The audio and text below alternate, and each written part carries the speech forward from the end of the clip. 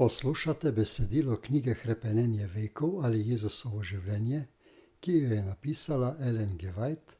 Na vrsti je 12. poglavje z naslovom Skušanje.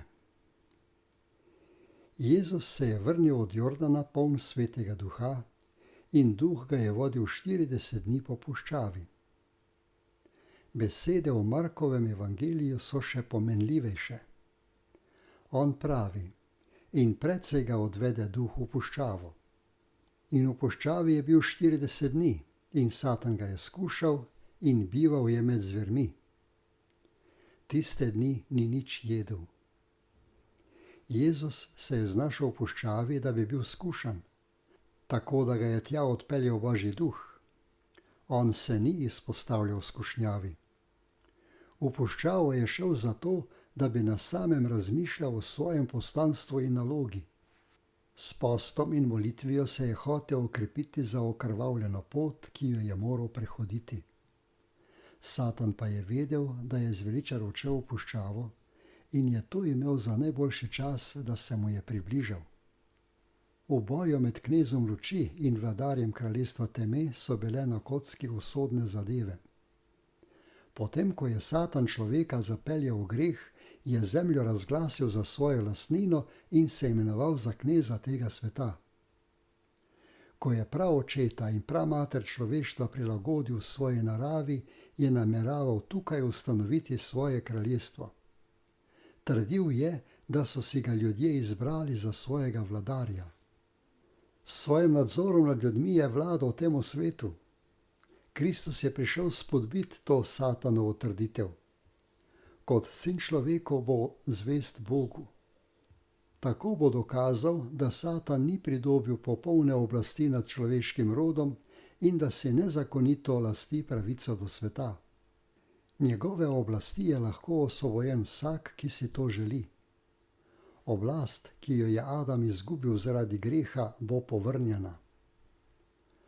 Odkar je bilo kači v Edenskem vrtu rečeno: sovraštvo bom naredil med teboj in ženo, ter med tvojim zarodom in njenim zarodom, je Satan vedel, da nima neomejene oblasti nad svetom. V ljudeh se je čutilo delovanje moči, ki se je upirala njegovi oblasti. Z izrednim zanimanjem je opazoval daritve, ki so jih darovali Adam in njegovi sinovi. V teh obredih je jasno prepoznal simbol zveze med zemljo in nebesi. Zato je sklenil, da se bo vmešal v to zvezo. Nepravilno je predstavljal Boga in napačno razlagal obrede, ki so kazali na zveličarja. Ljudje so bili zapeljani, da so se Boga bali kot nekoga, ki uživa v njihovem uničenju. Daritve, ki bi morale razodevati Božjo ljubezen, so bile darovane za pomiritev njegove jeze. Satan je podžigal grešne strasti v ljudeh, da bi utrdil svojo oblast nad njimi. Ko je bila dana pisana Božja beseda, je proučeval prerokovanja o zveličarjevem prihodu. Iz roda v rod si je prizadeval oslepiti ljudi za ta prerokovanja, da bi lahko zavrgli Kristusa ob njegovem prihodu. Satan je ob Jezusovem rojstvu vedel, da je prišel on, ki ima božansko nalogo spodbiti njegovo oblast. Trepetal je ob angelovem sporočilu, ki je potrjevalo nad oblast novorojenega kralja. Dobro mu je bilo znano, kakšen položaj je imel Kristus v nebesih kot očetov ljubljenec. Prihod Božjega sina na svet kot človeka ga je navdal z osuplostjo in zaskrbljenostjo. Ni mogel dognati skrivnosti te velike daritve. Njegovo sebično srce ni moglo razumeti takšne ljubezni do zapeljanega rodu. Sami ljudje so zelo nejasno dojemali nebeško slavo in mir ter veselje občestva z Bogom, toda Luciferju, zaslanjajočemu kerubu, je bilo to dobro znano. Odkar je izgubil nebesa, se je odločil za maščevanje, tako da bo zapeljal še druge, da se mu pridružijo v njegovem padcu. To bo dosegel, če jih bo napeljal, da podcenjujejo nebeške stvari, svoje srce pa usmerijo na zemeljske reči. Poveljnik nebes ni neovirano pridobival srca ljudi za svoje kraljestvo. Od časa njegovega rojstva v Betlehemu ga je hudobni stalno napadal. V Kristusu je bila razodeta Božja podoba, zato je bilo na Satanovih posvetih sklenjeno, da ga morajo premagati. Nobeno človeško bitje ni prišlo na svet in ušlo sleparjevi sili. Sile zarote zla so se razpostavile ob njegove stezi, da bi se bojevale proti njemu in ga po možnosti premagale. Pri zveličarjevem krstu je bil Satan med pričami. Videl je, kako je Božja slava obdala Božjega sina. Slišal se je Jahvejev glas, ki je potrdil Jezusovo božanstvo. Po Adamovem grehu je človeštvo pretrgalo neposredno zvezo z Bogom, zvezo med nebesi in zemljo pa je vzdrževal Kristus. Toda sedaj, ko je Jezus prišel v podobi grešnega mesa, je spregovoril sam Oče. Prej je po Kristusu govoril z ljudmi. Sedaj je vzdrževal zvezo z njimi v Kristusu. Satan je upal, da bo Božji gnus do zla za večno ločil nebesa in zemljo. Sedaj pa se je izkazalo, da je obnovljena zveza med Bogom in človekom. Satan je dojel, da mora zmagati ali pa biti premagan. Sporne točke boja so bile preveč pomembne, da bi ga zaupal angelom, ki so se mu pridružili. Sam mora voditi vojno. Vse odpadniške sile so se razvrstile proti Božjemu sinu. Kristus je postal tarča vsega peklenskega orožja. Mnogi menijo, da ta boj med Kristusom in Satanom nima posebnega pomena za njihovo življenje, ne zanimajo se zanj. Vendar se ta boj ponavlja v vsakem človeškem srcu. Nihče ne zapusti vrst zla, da bi služil Bogu, ne da bi bil izpostavljen Satanovim napadom. Skušnjave, ki jih je Kristus premagal, so bile enake tistim, za katere menimo, da jih je tako težko premagati. Nanj so pritiskale toliko bolj, kolikor je njegov položaj bolj vzvišen od našega. S strašnim bremenom grehov sveta na sebi se je Kristus uprl skušnjavi teka, ljubezni do sveta in ljubezni do razkazovanja, ki vodi k ošabnosti. Te izkušnjave so premagale Adama in Evo, ter tako z lahkoto premagajo tudi nas. Satan je pokazal na Adamov greh kot dokaz, da je Božji zakon nepravičen in ga ni mogoče izpolnjevati. Kristus je moral v naši človeški naravi popraviti Adamovo napako. Toda, ko je Adama napadel skušnjavec, še ni nosil nobene posledice greha. Imel je še moč popolne kreposti ter mogočen in telo. Živel je sredi prekrasnega edenskega vrta in užival vsakdanje občestvo z nebeškimi bitji. Jezus pa je v popolnoma drugačnih okoliščinah odšel v puščavo, da bi se spopadal s Satanom. Že 4000 let so upadale telesne in umske moči ter moralno dostojanstvo človeškega rodu, Kristus pa je vzel nase slabosti izrojenega človeštva. Samo tako je lahko rešil ljudi iz najglobljega ponižanja. Mnogi trdijo, da Kristus ni mogel podleči skušnjavi. Ampak tedaj se ne bi mogel postaviti v Adamov položaj, ne bi mogel izbojevati zmage, ki je Adam ni mogel doseči. Če bi v katerem koli smislu imeli težji boj od Kristusa, potem nam on ne bi mogel pomagati. Toda naš zveličar je sprejel človeško naravo z vsem, čemur je bila izpostavljena. Privzel je človeško naravo z možnostjo, da bi v skušnjavi podlegel. Ne moremo biti izpostavljeni ničemur, česar on ni zdržal. Pri Kristusu, kakor tudi pri svetem paru v raju, je bil tek področje prve velike skušnjave. Ravno tam, kjer se je začel padec, se je moralo začeti delo našega odrešenja. Kakor je Adam padel v greh zaradi zadovoljevanja teka, tako je moral Kristus zmagati z odpovedjo teku. Ko se je postil 40 dni in 40 noči, postane potem lačen. Pa pristopi k njemu skušnjavec in reče: Če si Božji sin, reci, naj to kamenje postane kruh. On pa odgovori in reče: Pisano je, človek ne bo živel ob samem kruhu, temveč od vsake besede, ki izhaja iz Božjih ust. Od Adamovega do Kristusovega časa je popuščanje svojim željam tako ukrepilo moč teka in strasti, da so dosegle skoraj neomejeno oblast. Tako je človek postal moralno ponižen in okužen, da sam ni mogel zmagati. Kristus je namesto človeka zmagal tako, da je zdržal najtežjo preizkušnjo. Zaradi nas je pokazal samoobvladovanje, ki je močnejše od lakote ali smrti. Ta prva zmaga je zajemala še druga sporna vprašanja, ki so del vseh naših bojev s silami teme. Ko je Jezus prišel v puščavo, ga je obdajala očetova slava.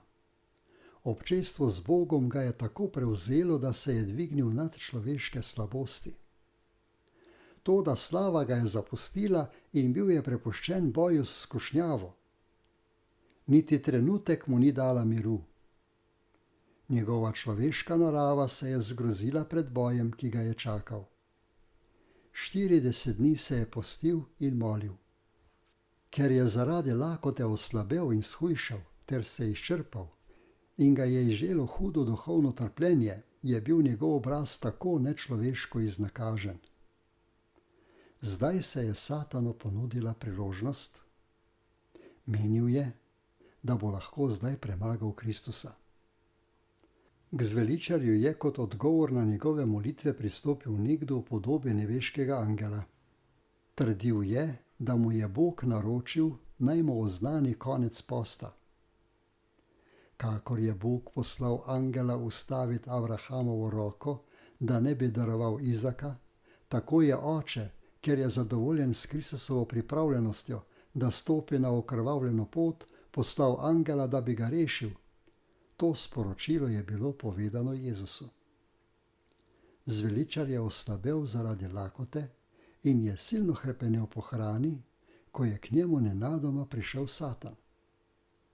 Skušnjavec je pokazal na kruhu podobne kamne, razmetane po puščavi, in rekel: Če si Božji sin, reci, naj ti kamni postanejo kruh. Čeprav se je pojavil kot angel luči, so te prve besede izdale njegov značaj. Če si Božji sin. Gre za nakazovanje dvoma.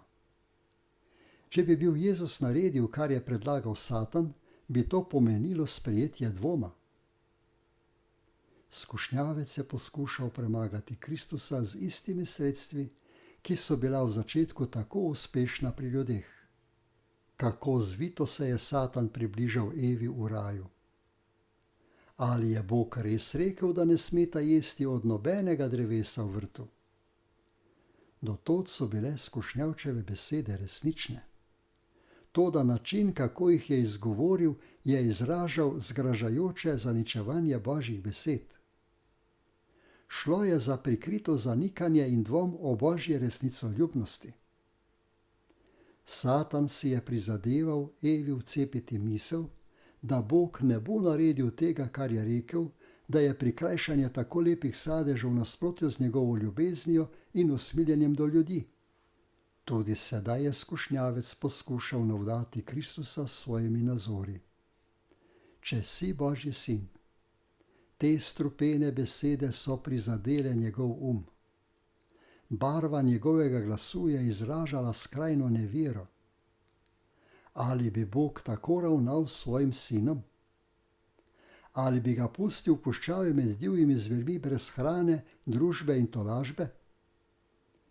Namignil je, da Bog nikoli ni nameraval, da bi bil njegov sin v takšnem stanju. Če si Božji sin, pokaži svojo moč tako, da se boš rešil lakote. ukaži, naj ti kamni postanejo kruh. V Satanovih ušesih so še odmevale besede iz nebes.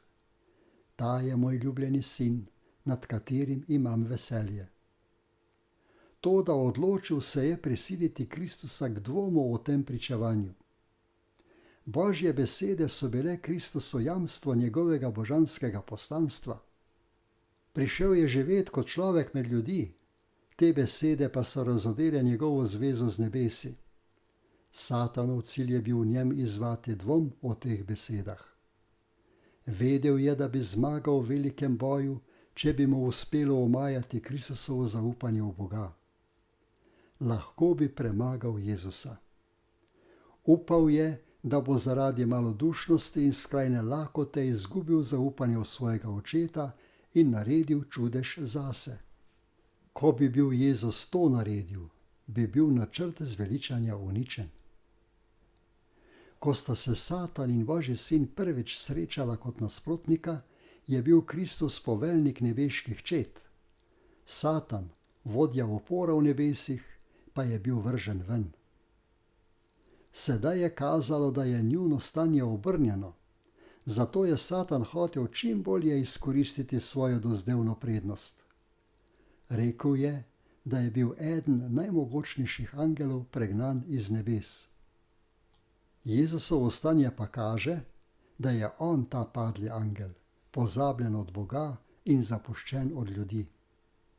Božansko bitje lahko podpre svoje trditve s čudežem.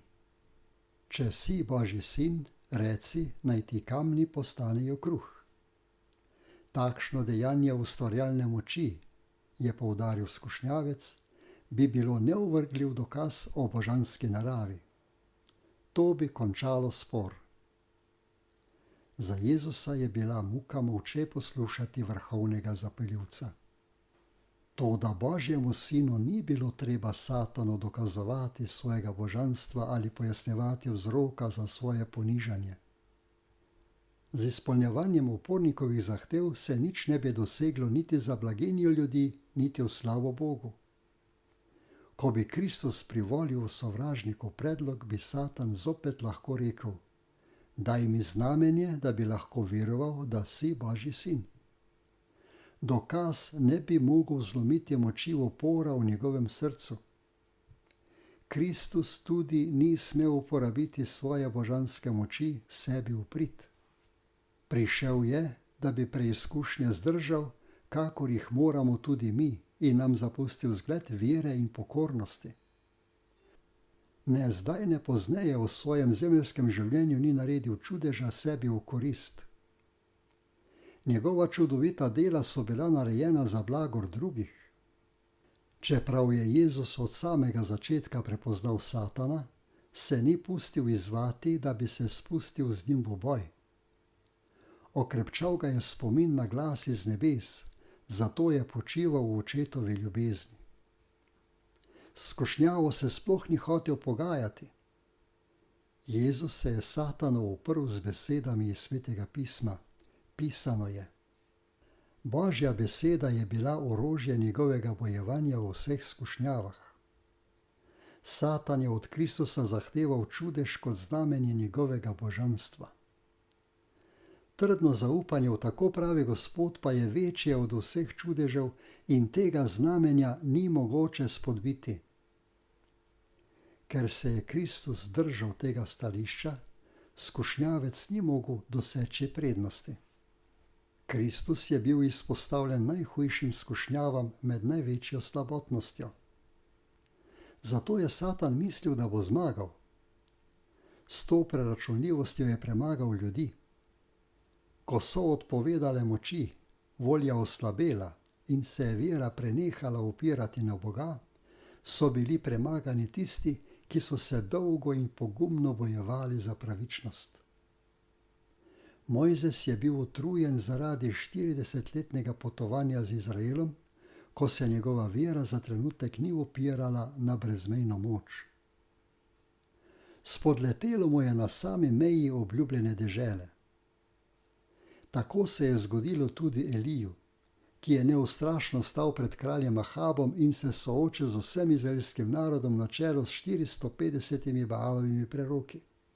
Po tistem strašnem dnevu na Karmelu, ko so bili lažni preroki pomorjeni in je narod razglasil svojo vdanost Bogu, je Elija zbežal pred grožnjami malikovalske kraljice Jezabele, da bi si rešil življenje. Tako si je Satan vedno pridobival prednost zaradi človeških slabosti. Še vedno dela na enak način. Kadar se nad kom zgrnejo oblaki, kadar je zbegan zaradi razmer, kadar uboboža in se znajde v stiski, je Satan takoj ob njem, da bi ga skušal in nadlegoval. Napada slabe točke našega značaja. Poskuša omajati naše zaupanje v Boga, ki dopušča, da se dogajajo takšne stvari. Smo v skušnjavi, da ne zaupamo Boga in dvomimo o njegovi ljubezni. Mnogokrat se nam skušnjavec približa, kakor se je tudi Kristusu, in nam predočuje naše slabosti in pomanjkljivosti. Upa, da nam bo vzel pogum in uničil naše zanašanje na Boga. Potem je prepričan, da je plen njegov. Če bi se mu postavili po robu, kakor je to naredil Jezus, bi se izognili marsikateremu porazu. Ko se z našim sovražnikom pogajamo, mu dajemo prednost. Ko je Jezus povedal skušnjavcu, človek ne bo živel ob samem kruhu, temveč od vsake besede, ki izhaja iz Božjih ust, je ponovil besede, ki jih je več kakor 14 stoletij poprej izgovoril Izraelu. Spominjaj se vse poti, po kateri te je Gospod, tvoj Bog, teh 40 let vodil po puščavi. Poniževal te je in te stradal, pa te hranil z mano, ki je nisi poznal in je niso poznali tvoji očetje. Pokazati ti je hotel, da človek ne živi od samega kruha, kajti človek živi od vsega, kar prihaja iz Gospodovih ust. Ko je v puščavi zmanjkalo hrane, je Bog poslal mano iz nebes, dajal jim jo je stalno in v zadostni količini. Ta preskrba z živežem bi jih morala poučiti, da jih on ne bo pozabil, dokler bodo zaupali vanj in hodili po njegovih poteh. Sedaj je zveličar udejanjil nauk, ki ga je dal Izraelu. Po Božji besedi so izraelske množice dobile pomoč in po isti besedi jo je dobil Jezus. Čakal je na Boga, ki mu bo ob svojem času prinesel olajšanje. V puščavi se je znašel zaradi poslušnosti Bogu, zato si ni hotel priskrbeti hrane z ravnanjem po Satanovih predlogih. V pričo vsega vesolja je dokazal, da je manjša nesreča trpeti, karkoli nas lahko doleti, kakor pa se kolikorkoli oddaljiti od Božje volje. Človek ne bo živel ob samem kruhu, temveč od vsake besede, ki izhaja iz Božjih ust. Kristusov sledilec se pogosto znajde v razmerah, v katerih ne more hkrati služiti Bogu in nadaljevati svojih posvetnih opravil. Morda se tedaj zdi, da bo zaradi poslušnosti kateri jasni Božji zahtevi ostal brez sredstev za življenje. Satan ga bo poskušal prepričati, da mora žrtvovati katero od prepričanj svoje vesti. Vendar je Božja beseda edina stvar na našem svetu, na katero se lahko zanesemo. Iščite najprej Božje kraljestvo in njegovo pravičnost, in vse to vam bo navrženo. Celo v tem življenju ni za naše dobro, če se odvrnemo od volje nebeškega Očeta. Če doživimo moč njegove besede, ne bomo sprejeli Satanovih predlogov, da bi si zagotovili hrano ali rešili življenje. Naše edino vprašanje bo, kaj Bog zahteva, kaj nam obljublja. Ko bomo to spoznali, bomo ubogali zahtevo in zaupali v obljubo. V zadnjem velikem spopadu s Satanom bodo Bogu zvesti ljudje doživeli, da jim bo prikrajšana sleherna zemeljska pomoč.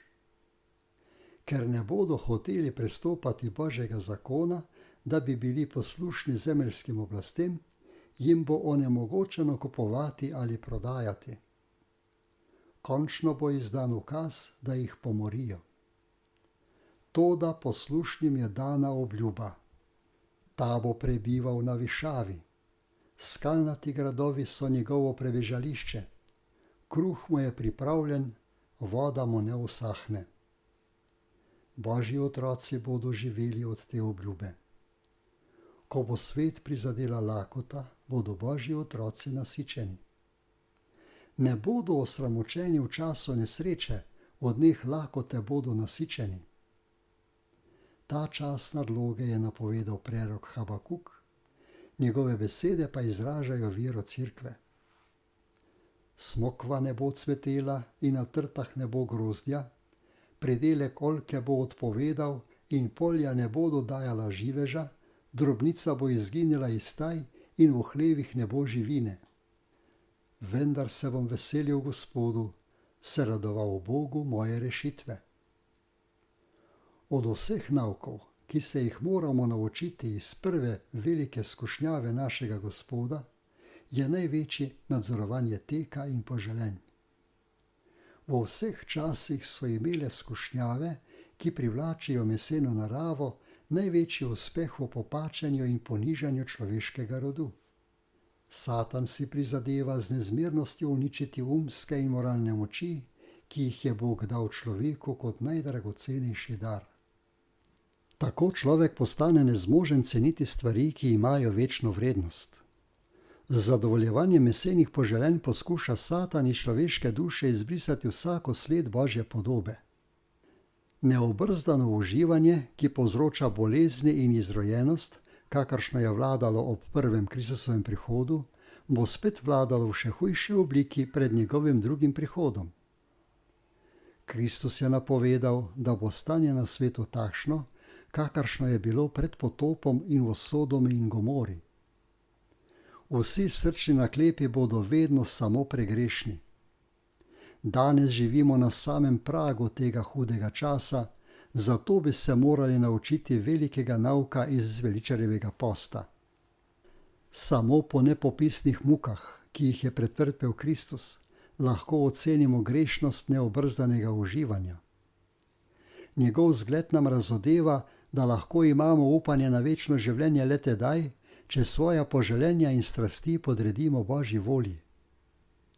S svojo močjo se ne moremo upreti hrupnim zahtevam svoje padle narave.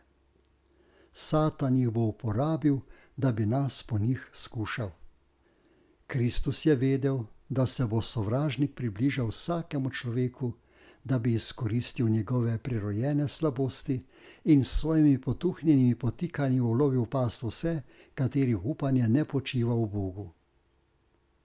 Naš Gospod je prehodil pot, po kateri moramo iti, in nam je tako pripravil pot za zmago. Ni njegova volja, da bi se v spopadu s Satanom znašli v slabšem položaju. Ne želi, da bi nas napadi kače prestrašili ali nam vzeli pogum. Pogumni bodite, je dejal, jaz sem svet premagal. Kdor se mora bojevati proti moči teka, naj gleda na zveličarja v puščavi skušnjave. Naj ga opazuje, kako trpi smrtne muke na križu, ko je vzkliknil, žejen sem. On je zdržal vse, kar lahko doleti nas. Njegova zmaga je naša.